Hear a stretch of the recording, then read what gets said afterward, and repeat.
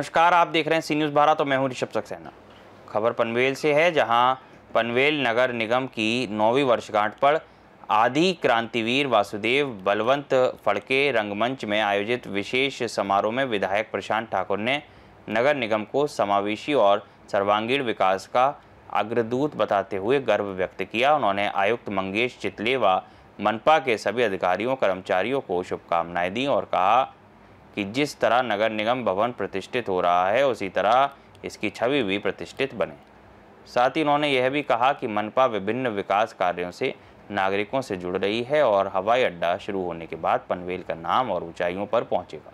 इस अवसर पर आयुक्त मंगेश चितले ने कहा कि मनपा अपने 10वें वर्ष में प्रवेश कर रही है और समाज के सभी वर्गों को ध्यान में रखते हुए 12 समावेशी कार्यक्रमों की योजना बनाई गई है, जैसे सद्भावना कप, क्रिकेट, सांस्कृतिक संरक्षण महोत्सव, बेरोजगार समागम, महिला सशक्तिकरण पहल, वरिष्ठ नागरिक संवाद, बाल नाट्य परिषद, आदिवासी संस्कृति जागृति आदि।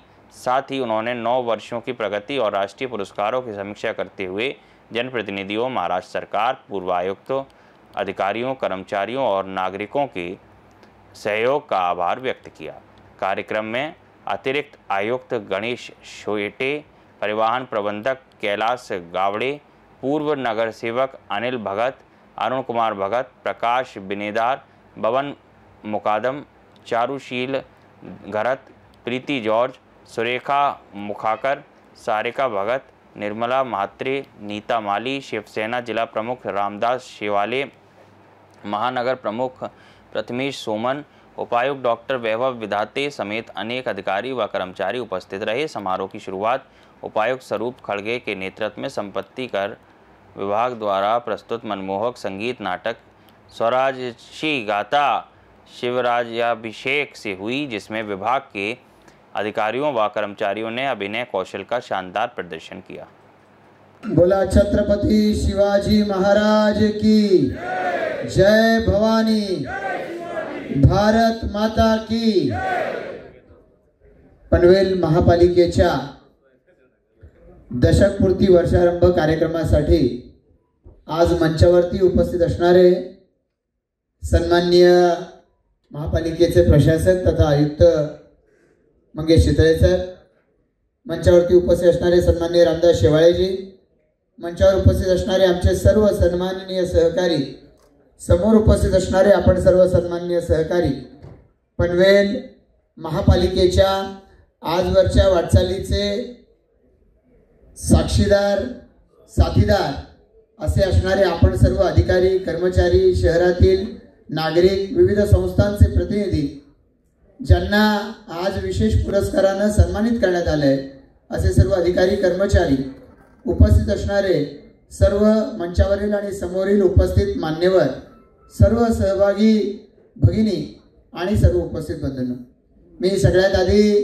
पनवेल महापालिकेच्या या आजवरच्या वाटचालीमध्ये आयुक्त महोदयांनी सांगितल्याप्रमाणे अवघे 9 वर्ष वयोमान म्हणजे 9 वर्षाची आपली वाटचाल आहे, पण त्यामध्ये सुद्धा देश पातळीवरती, राज्य पातळीवरती ज्याची नोंद घेतली जावी अशा पद्धतीचा पराक्रम पनवेल महापालिकेने करून दाखवला।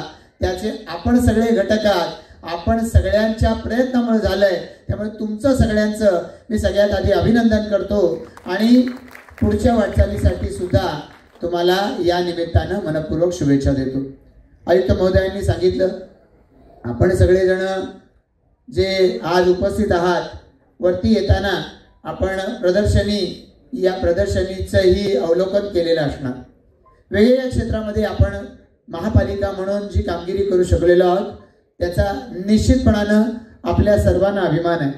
महापालिकेची नव्यानं उभारली जाणारी वास्तू ही सुद्धा बॅनरवरती आहे आणि एका अर्थानं आयकॉनिक अशा पद्धतीची वास्तू जशी महापालिकेची बनते आहे, तशी एक आयकॉनिक अशा पद्धतीची वाटचाल ही सुद्धा पनवेल महापालिकेची झाली पाहिजे। या दृष्टिकोनातून चितळे साहेब तुमचं आणि तुमच्या सगळ्या टीमचं उद्दिष्ट आहे, त्याबद्दल मी तुमचं आणि तुमच्या सगळ्या सहकार्यांचं मनापासून अभिनंदन करतो आणि तुम्हाला या निमित्तानं शुभेच्छा देखील देतो। महापालिका 2016 साली स्थापन झाली।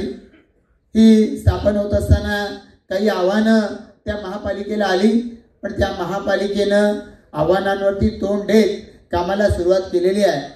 आणि जसं चित्रे साहेब तुम्ही सांगितलं की नवी मुंबईपेक्षा क्षेत्रफळ आपलं मोठं आहे, पण कर्मचारी संख्या ही त्याच्या जवळपास 1 कर्मचारी संख्येनं त्याची सुरुवात केली।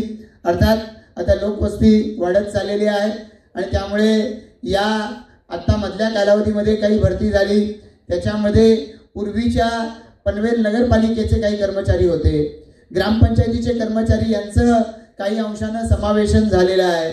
आता नंतर आपण जी भरती प्रक्रिया केली याच्यातून काही मंडळी आले आहेत। आता जी कंत्राटी पद्धतीने लोक लागली त्यांची सुद्धा अपेक्षा आहे की कधीतरी आम्हाला सुद्धा याच्यामध्ये समाविष्ट केलं जाईल।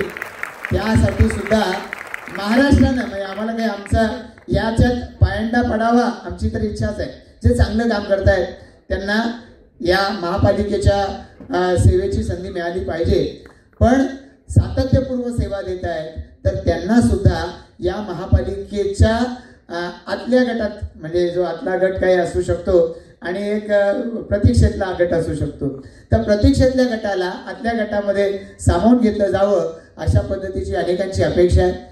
महाराष्ट्रामध्ये ज्या ज्या ठिकाणी या पद्धतीचं झालंय त्याचंच अनुकरण झालं पाहिजे अशीच त्यांची मागणी आहे। कोणाचीही जे कुठंच घडलं नाही ते आमच्या बाबतीत घडावं अशा पद्धतीची मागणी नाही, तर त्यासाठी सुद्धा आपण निश्चितपणानं शासनाकडे पाठपुरावा करावा। एक लोकप्रतिनिधी या नात्यानं किंवा राजकीय पक्षाचे प्रतिनिधी या नात्यानं प्रथमेशजी रामदास शेवाळे साहेब आपण सुद्धा या दृष्टिकोनातून फॉलोअप करू। आज वेगवेगळ्या पद्धतीनं जे जे आव्हान म्हणून महापालिकेनं हातात घेतलं ते पेलत आता आपण पुढे चाललेलो आहोत।